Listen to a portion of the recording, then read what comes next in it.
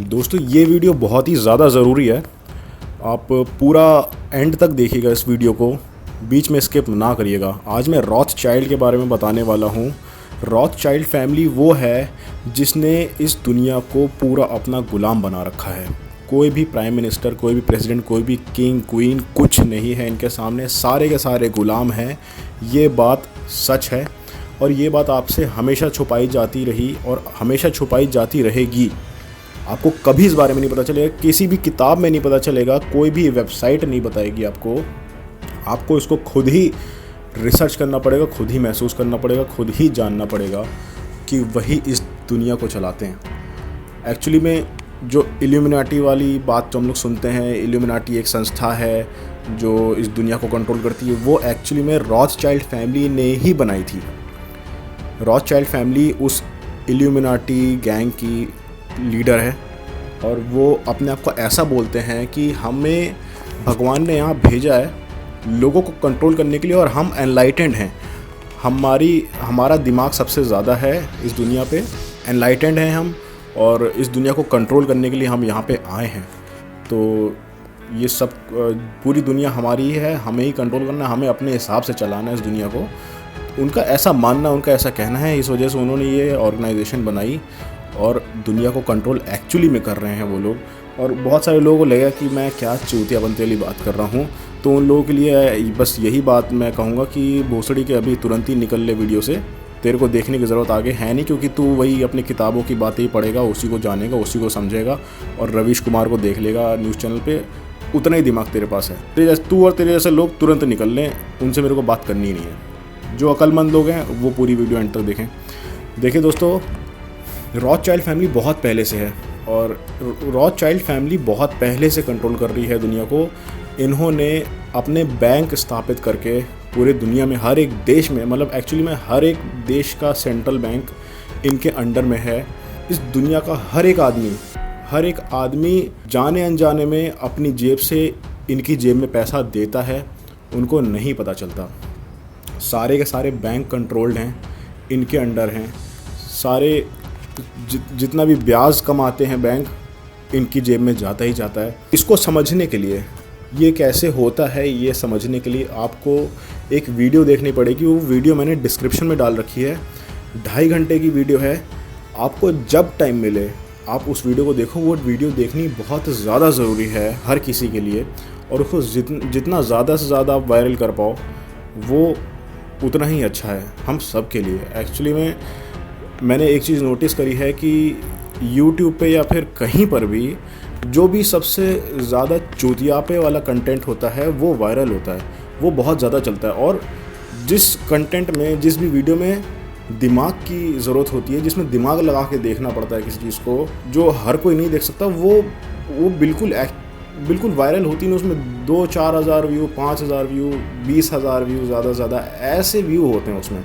और जो एकदम बकचोद कंटेंट होते हैं, जिनका कोई सर पैर नहीं होता है, चुतियापा कर रहे होते हैं, कॉमेडी कर रहे होते हैं, लाखों में व्यू जाता है, करोड़ों में व्यू जाता है। तो इससे आप ये समझ पा रहे होंगे कि आधे से ज़्यादा लोग तो वैसे ही नहीं समझ पा रहे हैं कि एक्चुअली में हो क्या रहा है, क्यों हो रहा है, क्योंकि उनका ध्यान ही नहीं जा पाता। उनका ध्यान सिर्फ और सिर्फ जाता है इधर ही, जो कॉमेडी शोज़ चल रहे होते हैं, जो यूट्यूब पे कॉमेडियंस हैं और स्टेज कॉमेडी करते हैं, जो वाइन्स बनाते हैं, इन्हीं पर सबका रहता है ध्यान। कुकरी शो हो गए, खाना बनाना सीख लिया उन्होंने, और पॉर्न देख ली, मूवीज़ देख ली, और न्यूज़ में चुतियापा देख लिया बस। सुशांत सिंह का क्या केस चल रहा है, सुशांत सिंह को किसने मारा, रिया ने ड्रग्स दिया था कि नहीं दिया था, रिया गुनहगार है कि नहीं है, रिया को पकड़वाओ। भाई ठीक है, रिया का गलत है तो उसको पकड़ो यार, लेकिन अब उस चीज़ में अपनी पूरी लाइफ क्यों इन्वेस्ट कर रहे हो तुम लोग यार? अपना इतना टाइम वेस्ट क्यों कर रहे हो? अभी IPL स्टार्ट होने वाला है, अब सारे के सारे टीवी के सामने घुसे रहेंगे IPL पे। ये सब कुछ टाइम वेस्ट है यार, ये इतना बड़ा टाइम वेस्ट। और एक्चुअली में इन सब चीज़ों का होने का एक रीज़न भी है। और जो इन सब चीज़ों को करते हैं, जो ऑर्गेनाइज़ कर रहे हैं, IPL कोई कर रहा है ऑर्गेनाइज, और कोई मूवी बना रहा है, कोई सीरियल बना रहा है, कोई एंटरटेनमेंट शो बना रहा है, कोई स्टेज कॉमेडी बना रहा है, कुछ भी, ये सब जो भी चीज़ें हैं, इनको जो भी ऑर्गेनाइज़ कर रहे हैं उनको खुद नहीं पता है कि ये क्यों कर रहे हैं। ये एक्चुअली में इनसे करवाया जा रहा है और ये इसलिए कर रहे हैं ताकि लोगों का ध्यान इनकी तरफ रहे। लोग एक्चुअली में रियलिटी की तरफ सोच ही ना पाए, उसकी तरफ ध्यान ही ना जाए लोगों का कि आखिर हो क्या रहा है इस दुनिया में, क्यों इतनी परेशानियां हैं, उस रियलिटी की तरफ लोगों का दिमाग जाए ही ना। इसी वजह से ये सारी चीज़ें होती हैं। Kapil Sharma show, comedy show, serials, फालतू के सीरियल्स, सास बहू के, मूवीज़, जो देखने वाले लोग हैं वो भी माइंड वॉश्ड हैं। उनको ये देखना ही देखना है ताकि उनका दिमाग ना जाए इधर उधर कहीं। और जो ये शोज़ बना रहे हैं उनका भी ये काम है कि लोगों का दिमाग ना जाए रियलिटी की तरफ और वो लोगों को अपनी तरफ खींच के रखें। उनको खुद को भी नहीं पता है, वो उनको तो ये उनका मोटिव ये है कि हमें पैसा कमाना है इस चीज़ से। उनको वो तो पैसा कमाने के लिए कर रहे हैं, लेकिन एक्चुअली में रियल रीज़न, प्राइमरी मोटिव यही है कि लोगों का दिमाग रियलिटी की तरफ ना जा पाए। अब मैं आपको बताता हूँ कि रॉथस्चाइल्ड का क्या हिसाब किताब है। पहले तो जो मैंने आपको वीडियो डाली है डिस्क्रिप्शन में, इस वीडियो को पूरा देखने के बाद उसको ज़रूर देखिएगा दोस्तों। आप रात में जैसे जिन लोगों को नींद देर तक आती है तो वो ईयरफोन लगा के बैठो। उसमें वीडियो में आपको कुछ देखना नहीं है, उसमें सिर्फ आपको सुनना है। 2 घंटे की वीडियो है, लेकिन उसको देखना बहुत ज़्यादा ज़रूरी है। पूरा वीडियो में डाल दूँगा डिस्क्रिप्शन में, आप ज़रूर से देखना। तो उस वीडियो में ये बताया हुआ है कि कैसे रॉथस्चाइल्ड फैमिली पूरे दुनिया के बैंक को कंट्रोल करती है और कैसे पूरे दुनिया के बैंक हर एक देश को गरीब कर रहा है, हर एक देश को भुखमरी की तरफ ढकेल रहा है। और वहाँ पे नौकरियाँ कम हो रही हैं, जो क्राइम हो रहे हैं, जितनी भी परेशानियाँ हैं एक्चुअली में ये सारी की सारी बैंक्स की वजह से ही हैं, बैंक्स के कर्ज़ों की वजह से ही है। और ये सारा किया धरा, सारा का सारा दिमाग रॉथस्चाइल्ड के बाद अगर मैं किसी का नाम लूँगा तो रॉकीफेलर है, फिर उसके बाद अगर किसी का नाम लूँगा तो जेपी मॉर्गन है। मेन कैरेक्टर यहाँ पे रॉथस्चाइल्ड फैमिली है, उसके बाद रॉकीफेलर फैमिली है, उसके बाद जेपी मॉर्गन फैमिली है। ये 3 ही इस दुनिया को कंट्रोल करते हैं। जेपी मॉर्गन और रॉकीफेलर का तो मुझे नहीं पता, लेकिन रॉथस्चाइल्ड तो इल्यूमिनाटी के मेंबर हैं, उन्होंने ही बनाया है। हो सकता है कि रॉकीफेलर और जेपी मॉर्गन भी हों उनके मेंबर, बिल गेट्स भी हो सकता है, जेफ बेजोस भी हो सकता है।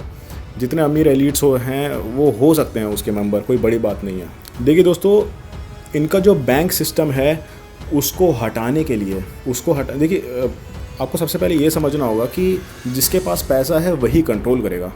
राजा कोई भी हो, प्राइम मिनिस्टर, प्रधानमंत्री, राष्ट्रपति कोई भी हो, उससे फ़र्क नहीं पड़ता है। प्रेसिडेंट से, प्राइम मिनिस्टर से कोई फ़र्क नहीं पड़ता है। जिसके हाथ में पैसा है वही रूलर है, असली रूलर वही है जिसके हाथ में पैसा है। क्योंकि at the and prime minister, president या किंग और क्वीन, उनको भी कर्जा लेना ही पड़ेगा अपने देश के लिए। वो लेंगे किससे? जिसके पास पैसा है उसी से लेंगे। उसको कर्जा भी लौटाना है, तो वो पैसा उनको इंटरेस्ट के साथ लौटाना भी है।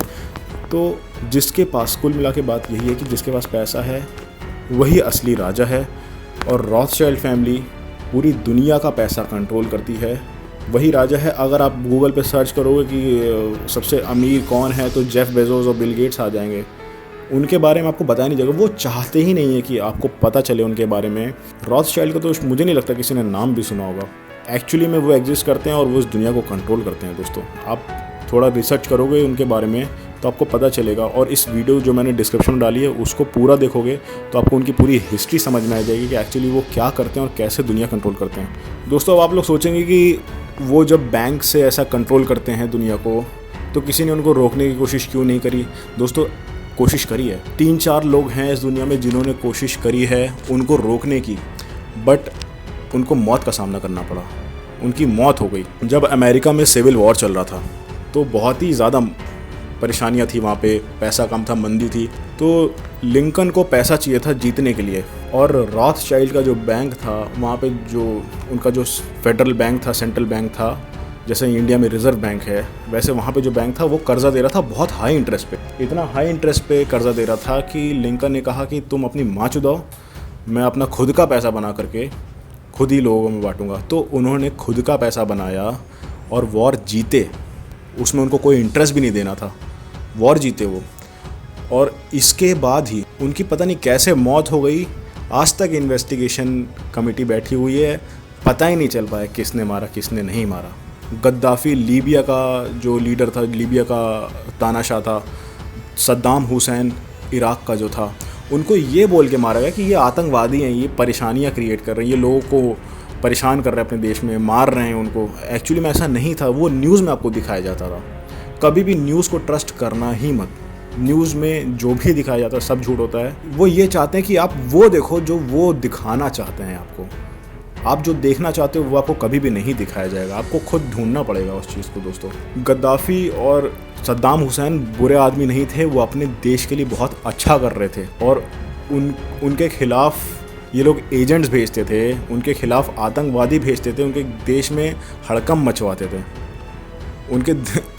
उनको मारने के लिए इतनी अच्छी प्लानिंग करी थी कि गद्दाफ़ी को तो उनके देशवासियों से ही मरवा दिया, उनके देशवासियों को ही माइंड वॉश करा दिया कि ये इसी की वजह से तुम लोग को तकलीफ़ हो रही, जबकि एक्चुअली में बाहर के एजेंट्स वहाँ पे आके तकलीफ़ें क्रिएट कर रहे थे। इराक़ में सद्दाम हुसैन को इसलिए मार दिया गया क्योंकि वो आतंकवाद फैला रहा है, लोगों को मार रहा है, जबकि उसने अपना ऑयल, अपना जो तेल था उसको डॉलर में बेचना उसने ये मना कर दिया था कि मैं डॉलर में नहीं बेचूंगा, इससे मेरा देश गरीब हो रहा है।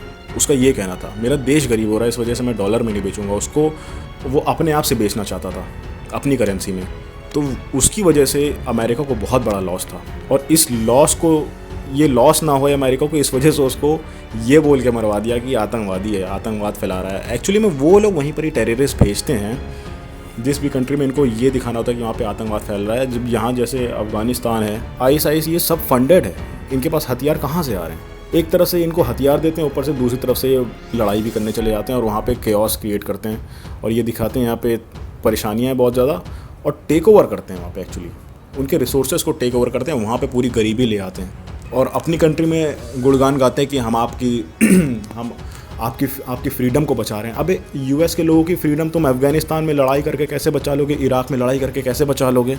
झूठ बोलते हैं ये लोग सारे के सारे। आपको सारी बातें समझने के लिए वो वीडियो देखनी पड़ेगी दोस्तों। आपके मन में बहुत सारे सवाल उठ रहे होंगे कि ये जो चीज़ें मैं बता रहा हूँ ये कैसे बता रहा हूँ। वो 2.5 घंटे की वीडियो, एक्चुअली मैं मैंने वो वीडियो देख करके मैं नहीं ये वीडियो बना रहा हूँ जो अपनी है। मैं बहुत सारी चीज़ें पढ़ा इसके बारे में, बहुत सारी चीज़ें समझी, तब मैं अभी जा कर के इस वीडियो में आपको चीज़ें बता रहा हूँ। और अभी सिर्फ आपके लिए वो 2 घंटे की वीडियो देखनी ज़रूरी है। उसके बाद आपका दिमाग इतना ज़्यादा खुल जाएगा कि आप खुद ही रिसर्च में लग जाओगे, आपको खुद ही इतनी सारी चीज़ें मिल जाएंगी। और आप खुद देखना कि जो वीडियो आप देखोगे ना इन सब चीज़ों से रिलेटेड, उनमें कभी व्यूज़ ही नहीं होंगे। और एक्चुअली में जब उनको देखोगे आप तो लगेगा कि ये वीडियो तो हर किसी को देखनी चाहिए थी, ये किसी ने देखी क्यों नहीं, इसमें व्यूज़ ही क्यों नहीं थे। ये सब वीडियोस प्रमोट ही नहीं करी जाती, कभी ट्रेंड ही नहीं होती है। ट्रेंड वही होंगे चुतिया पे, कॉमेडी वाले, वाइन्स वाले। तो खैर ये तो दूसरी बात हो गई। एक और एग्जांपल है मेरे पास, जिन्होंने इनके खिलाफ बगावत करी तो उसको ही मरवा दिया। ऐसे जैसे लीबिया के गद्दाफ़ी को मरवा दिया, इराक़ के सद्दाम हुसैन को मरवा दिया, लिंकन को मरवा दिया। US का प्रेसिडेंट था लिंकन, कोई छोटा मोटा आदमी नहीं। US का प्रेसिडेंट कोई छोटा मोटा आदमी नहीं होता है। एक और प्रेसिडेंट को भी इन्होंने मरवाया था, रूज़वेल्ट जो था, वर्ल्ड वॉर 2 में जो अमेरिका का प्रेसिडेंट था। किसी को पता ही नहीं है US इतना बड़ा देश है, उसका प्रेसिडेंट मर जाता है। ये छोटी मोटी चीज़ें पता लगा लेते हैं, लेकिन उनका प्रेसिडेंट मर गया उसके बारे में नहीं पता लगा पाए किसने मारा, कैसे मारा। तो क्या हुआ था कि उसने बोला था कि मैं बताऊंगा, मैं अपने मरने से पहले ये जो घोटाले हो रहे हैं, जो बैंक काम कर रहा है और जो ये बड़े बड़े एलिट्स जिस तरह से लूट रहे हैं, मैं पूरा भांडा फोड़ के जाऊंगा, सबको बता के जाऊंगा और कोशिश यही करूंगा कि ये सारा चीज़ ख़त्म करूं। उसने यही बोला ही था कि उसके कुछ दिन बाद उसको पता नहीं कैसे वो मर गया। तीसरा एक और एग्जांपल है, हमारे खुद के प्राइम मिनिस्टर थे लाल बहादुर शास्त्री जी। उन्होंने भी अमेरिका के ख़िलाफ़ बहुत काम किया था। वो ताशकंद जब गए थे इंडिया पाकिस्तान की लड़ाई पे पीस एग्रीमेंट साइन करने के लिए, तो वहाँ पे ऐसा KGB का कहना है, KGB जो कि रशिया की इंटेलिजेंस उस समय थी, सोवियत यूनियन की, उसने कहा कि CIA ने इनको मरवाया है जहर दे करके। उनके दूध में जहर मिलाया था CIA ने, और उनका रूम भी ऐसी जगह पे रखा गया था कि कोई हेल्प मांगने में बहुत ज़्यादा परेशानी हो जाए।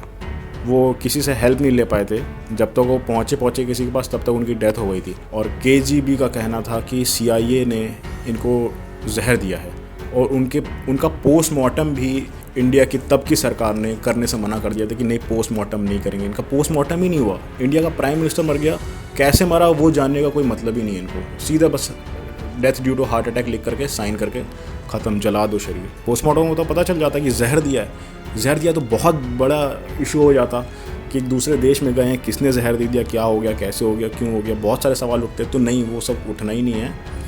एक्चुअली में इन सब चीज़ों में हमारे देश की पॉलिटिशियंस भी मिले होते हैं, ब्यूरोक्रेट्स मिले होते हैं, पैसा खिलाया जाता है, बहुत बहुत कॉम्प्लिकेटेड चीज़ें होती हैं, एक बार में समझाई नहीं जा सकती, आपको खुद समझनी पड़ेंगी ये सारी चीज़ें। एक और एग्जाम्पल है दोस्तों, सबसे बड़ा एग्जाम्पल जो कि है, सबसे बड़ा एग्जाम्पल, उसको मैं लास्ट में इसलिए बता रहा हूँ।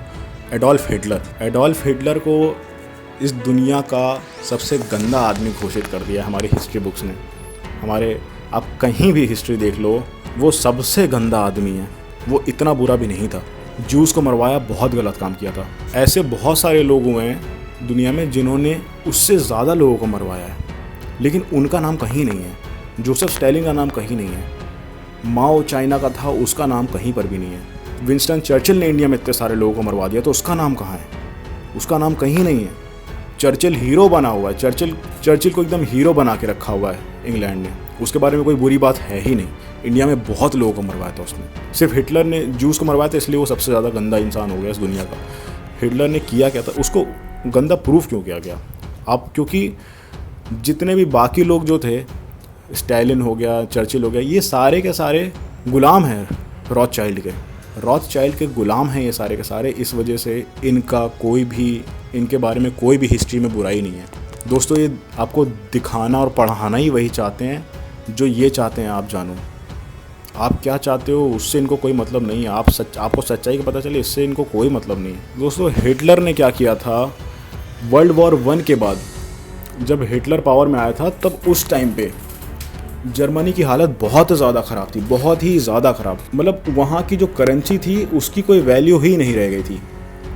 बहुत सारी गड्डियाँ लेके जाओ, कुछ खरीदो तो छोटा सा कुछ सामान मिले, ऐसी वैल्यू हो गई थी वहाँ की करेंसी की, एकदम गिर चुकी थी। तो जब हिटलर पावर में आया तो उसको समझ में आया, अभी अगर इकोनॉमी मेरे को उठानी है, देश को पावरफुल बनाना है, तो मेरे को खुद की ही करेंसी बनानी पड़ेगी। मेरे को ये जो लोन वाली करेंसी है इनकी सेंट्रल बैंक्स की, या किसी से लोन लूँ, मैं किसी और देश से लोन लूँ, किसी वर्ल्ड बैंक से लोन लूँ, उससे कुछ फ़ायदा होना ही नहीं है। मेरे को ये सब कुछ बंद करके खुद की ही करेंसी बनानी पड़ेगी। तो राइक्स मार्क उसने करेंसी बनाई थी, खुद की करेंसी बनाई, और अपने देश को 2 साल के अंदर बहुत ही पावरफुल बना दिया था। 2 साल के अंदर दोस्तों, जिस देश में ऐसी हालत हो कि थैले भर के गड्डियाँ ले जाओ तो एक चाय मिले या फिर एक ब्रेड मिले या एक टोस्ट मिले, ऐसी हालत हो, उस देश को 2 साल में उसने इतना पावरफुल बना दिया कि अगल बगल के सारे देशों की कांपने लगी थी, उनकी गांड फटती थी कि अगर किसी दिन अटैक कर दिया तो माँ चोट देगा। ये इतना खतरनाक हो गया था जर्मनी,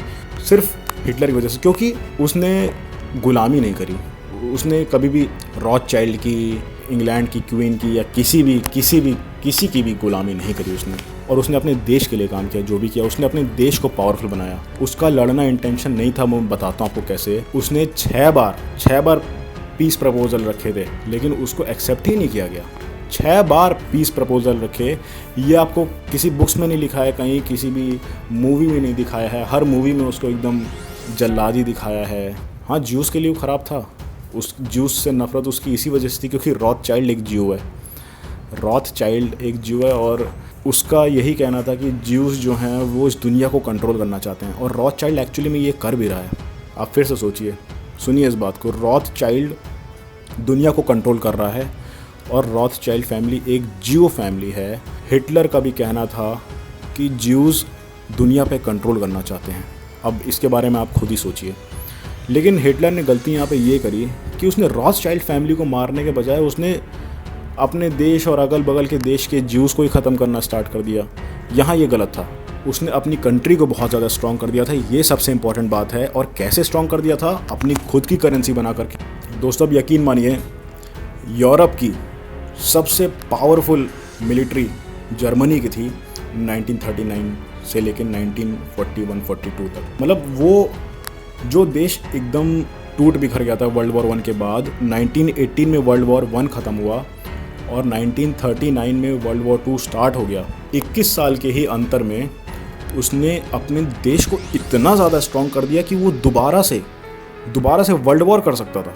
जर्मनी ने अकेले ईस्ट साइड पे रशिया को संभाला, नॉर्थ साइड पे यूके को संभाला, वेस्ट साइड पे यूके, यूएसए, फ्रांस, सबको संभाला। 1943 में इटली ने भी नीचे से अटैक कर दिया तो साउथ में इटली को भी संभाल रहा था वो।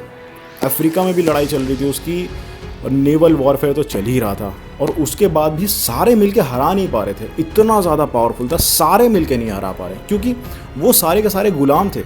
उनको अपनी इतनी ज़्यादा क्वांटिटी करनी पड़ी कि कितनी बड़ी से भी बड़ी पावर उनके आगे हार ही जाए। छोटा सा देश जर्मनी, छोटा सा देश जापान, छोटा सा देश इटली, ये तीनों मिल करके पूरी दुनिया को संभाले हुए थे अकेले यार। तो दोस्तों बस मैं इस वीडियो से यही बताना चाह रहा था कि रॉथस्चाइल्ड जो है वो इस दुनिया को कंट्रोल कर रहा है। कैसे कंट्रोल कर रहा है ये पूरा समझने के लिए आपको एक वीडियो मैंने डिस्क्रिप्शन में दी हुई है, आप उसको जाके ज़रूर देखिए।